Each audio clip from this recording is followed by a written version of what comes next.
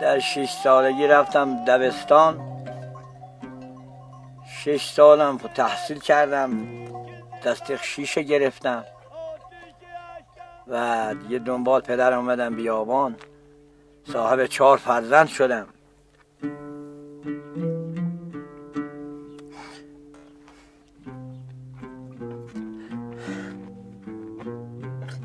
یکی از فرزندانم شهید شد به نام محمود. من که در پای توییدم که پسند تو بود،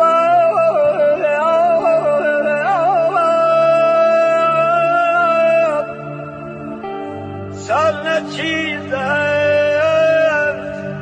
که شایسته پای تو بود.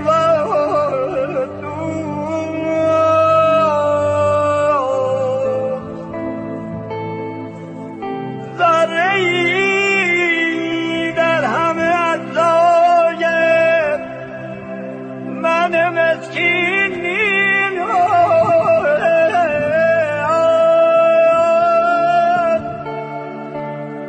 که نه اون ذره معلق به صفا